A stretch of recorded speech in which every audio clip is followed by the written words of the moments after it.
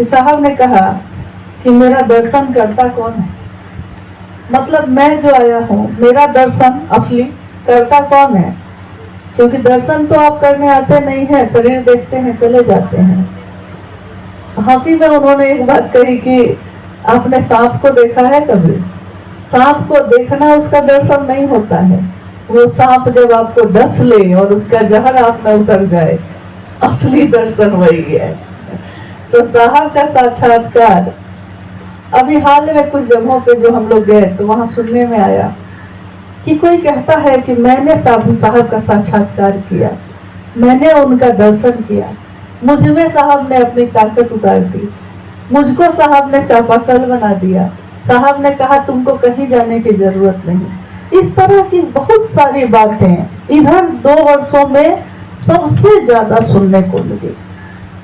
यहाँ तक कि ये भी कि महादेव से किसने क्या प्राप्त किया, महादेव का दर्शन किसने किया, ये सारी बातें भी आने लगी। सच्चाई ये है कि इसका क्या उत्तर देना चाहिए ये मुझको नहीं मालूम है और हम नहीं दे सके इसका कोई उत्तर। लेकिन अभी हाल में तुरंत टाटा की यात्रा पे हम लोग गए थे, वहां के एक गुरु भाई ने इसी तरह की बात का जिक्र किया कि इधर 2-3 लोग ऐसे हैं जो कह रहे हैं कि अमुक आदमी से जुड़ो क्योंकि उसने साहब का महादेव का दर्शन किया, साहब के सानिध्य में महादेव का दर्शन किया। तो हमेशा की तरह उस दिन भी हम गुम हो गए। हम क्या बोले इसमें? भाई ये उसकी धारणा है, उसकी बात है, हम क्या बोले? वही गुरु भाई हमको बता रहे, वही गुरु भाई कह रहे हैं कि तो मैंने भी जो मेरी समझ में आया वो उत्तर दे दिया। तो मैंने उनसे पूछा कि आपने क्या उत्तर दिया? तो उस गुरु भाई ने कहा मुझको, और उनका ये उत्तर तो मेरी कल्पना में भी नहीं था। कोई नहीं कह सकता है कि हम बहुत ज्ञानी हैं, यहाँ सब एक पर एक ज्ञानी है।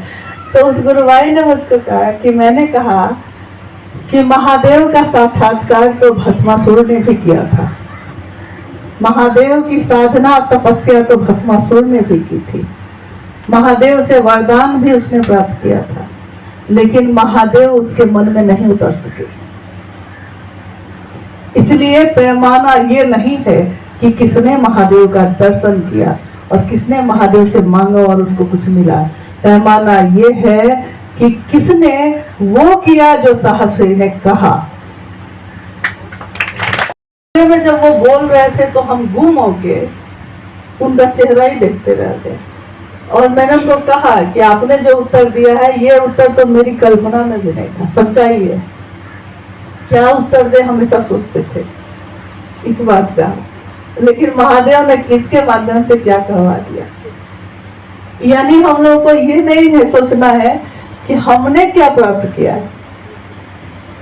और न दुनिया को ये दिखाना है कि हमको क्या मिला। दुनिया को वो दिखाना है जो साहब श्री ने चाहा है। साहब ने अब क्या चाहा। आज ये बैठक जो हम लोगों ने बुलाई है, और अधिकार नहीं है मुझको बुलाने का, आप अपनी इच्छा से आइए वो अलग बात है, आपका घर है। जैसे कभी कभी गुरु भाई या गुरु बहन कह देते हैं कि कोई गुरु बहन कह देती है कि मेरा मायका है ये, तो मैं उनको कहती हूँ कि देखिए मेरा मन जो समझा है, मायका उनका मत कहिए, क्योंकि मायका ससुराल किसी का नहीं होता है, अपना नहीं होता है, घर अपना होता है। नहीं, मायका में कहता है लोग कि पराए घर जाना है, ससुराल जाती है तो कहता है कि पराए घर से आना है। जीवन भर यही सुंदर रह जाते हैं। इसलिए हमको न मायका कहना है न ससुराल कहना है, हमको कहना है कि मेरा घर है ये। अब जिसको मिलना है अपने घर में आइए। नहीं खैर, ये तो क्या है जो दे सकते हैं। अगर कुछ दे सकते हैं तो बुलाना, और अगर नहीं दे सकते हो कुछ भी तो बुलाने का अधिकार तुमको किसने दिया? आप में से किसी को याद है साहब ने ये बात कब बोली? आज भी बोल रहे थे। शाखा मैदान में बंगाल की बैठक में साहब ने ये बात कही और आज भी बोल रहे हैं। सही कहा इन्होंने कि आज भी बोल रहे हैं।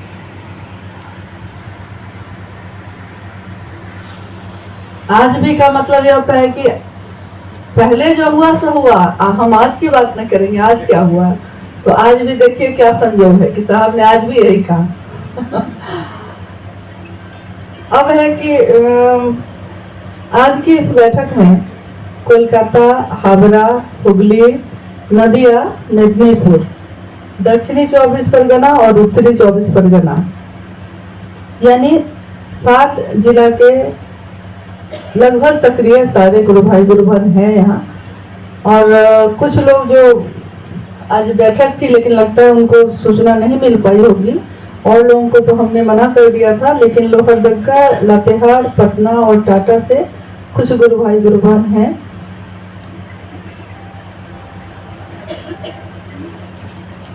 पिछले कुछ वर्षों में साहब के शिवलिंग होने के बाद शरीर से बहुत एक सूची भेजी है। इस पे भी बहुत लोगों को जिज्ञासा हुई कि सूची क्यों मांगा जा रहा है। आप देख रहे हैं कि जगह हमारे पास इतनी ही है बहुत लोग, ऐसा तो है नहीं कि जो आए हैं वो बढ़िया काम करते हैं और लोग नहीं आए हैं तो नहीं करते हैं, सब करते हैं अच्छा। सबको बुलाना संभव नहीं था। और साहब की ही प्रेरणा से मन में एक बात जो जगी थी वो ये थी कि एक साथ बैठने से शायद हमारे मन को जो छोटी छोटी चीजें घेरे हुए हैं खत्म हो जाए। साहब के सानिध्य में बैठकर हम लोग उन दिनों को याद करें, उस क्षण को याद करें जिस दिन हमने शिव को अपना गुरु बनाया और उनसे ये वादा किया कि आप जो चाहते हैं, आपने जो कहा है वही काम हम करेंगे आजीवन, जीवन भर। क्योंकि ये वादा तो जीवन भर का है, एक दिन का तो है नहीं। रिश्ता ये एक ऐसा है जो जीवन भर का है, और ये जीवन मतलब इस शरीर का नहीं, इस जीवात्मा का। पता नहीं आगे के जीवन में हम लोग कहाँ जन्म लेंगे, क्या बनकर आएंगे, ये भी नहीं पता है। अगले क्षण जीवित रहेंगे कि नहीं रहेंगे ये भी नहीं पता है। उसमें एक आलेख उन्होंने लिखा, आओ चले शिव की ओर के नाम से ही, अन्य भी आलेख है उसमें। जब यहाँ इसी स्थान पे वो लिखवा रहे थे साहब, बोल रहे थे, लिखा जा रहा था, तो साहब ने जिस दिन शिव को अपना गुरु बनाया था उस दिन का उल्लेख किया उस पंक्ति में। उन्होंने जो कहा वो लिखा जा रहा था। उन्होंने कहा कि उस एक क्षण में मैंने सोचा कि 25 वर्ष इस जीवन का हो गया मेरा, और 25 वर्ष में 14 वर्ष मैंने पूजा पाठ, गुरुओं की तलाश, तंत्र मंत्र यंत्र, इसी के पीछे चलते हुए 14 वर्ष अपने जीवन के मैंने गंवा दिए। और उन्होंने कहा कि उस समय मेरे मन की जो दशा थी, इसको शब्दों में लिखना संभव नहीं है। फिर भी उन्होंने शब्द लिखे। उसमें शब्द ये थे, आपने पढ़ा होगा, आप में से बहुत लोगों ने पढ़ा होगा मुझको लगता है, क्या पढ़े ही हो। उन्होंने लिखा कि मेरे सामने शमशान का भयावह अंधेरा था। शमशान में तो दिन में जाने से लोग डरते हैं, और आधी रात का वो समय जो रहा होगा तो वो समय कैसा रहा होगा। तो उन्होंने कहा कि मेरे सामने शमशान का भयावह अंधेरा था, और आंखें खोलता था तो भयावह अंधेरा है, दूर दूर तक कहीं कुछ भी नहीं। आंखें बंद करता हूं तो उन बंद आंखों में टूटे हुए सपनों का, जैसे शीशा टूट जाए और आपकी आंखों में गथ जाए तो कैसी पीड़ा होती है। जो उन्होंने कहा उस दिन, उन्होंने कहा उस क्षण में मेरे आंखों में वही पीड़ा थी कि जैसे कोई बड़े से पहाड़ जो बर्फ का हो, तो बर्फ के पहाड़ से कोई ऊपर जाए और फिसल के गिर जाए नीचे, तो उसका पूरा शरीर कितना लहूलुहान होता है। ये पंक्ति उन्होंने लिखी कि जैसे बर्फ के पहाड़ के शिखर से कोई फिसल कर नीचे गिर गया हो और लहूलुहान है पीड़ा से। उस क्षण में मेरे मन की ये दशा थी और अचानक एक वाक्य गूंजा था मेरे मन में कि गुरु भगवान होते हैं तो भगवान गुरु क्यों नहीं।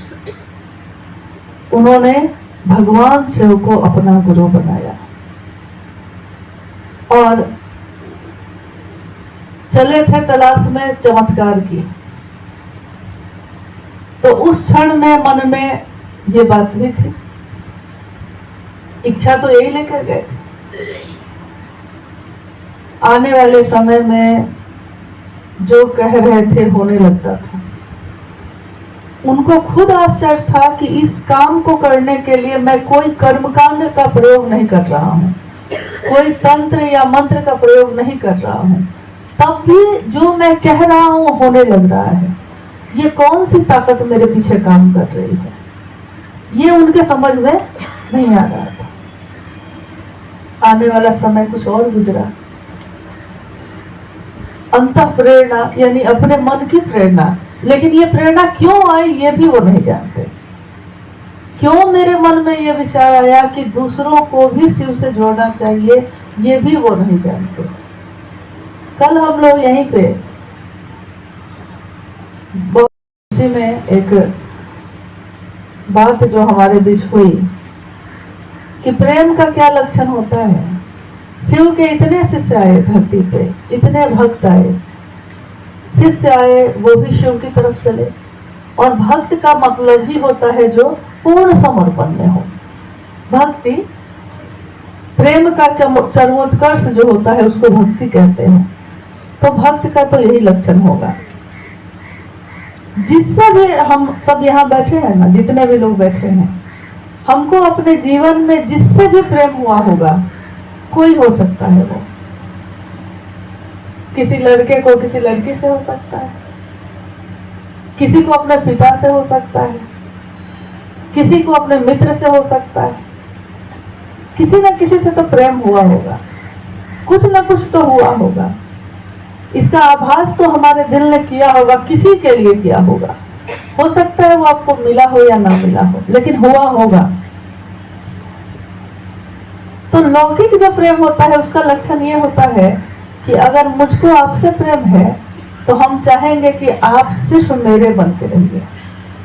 ये प्रेम का लक्षण है। तुम पूरी तरह किसके बनो? मेरे। दूसरे की तरफ देखना भी गंवारा नहीं है। कोई तुमको देखे तो जलता है दिल। कोई दूसरा देख कैसे लिया तुमको, जबकि सामने वाला कह रहा है कि हम तुम्हारे हैं पूरी तरह, फिर भी ये बर्दाश्त नहीं है।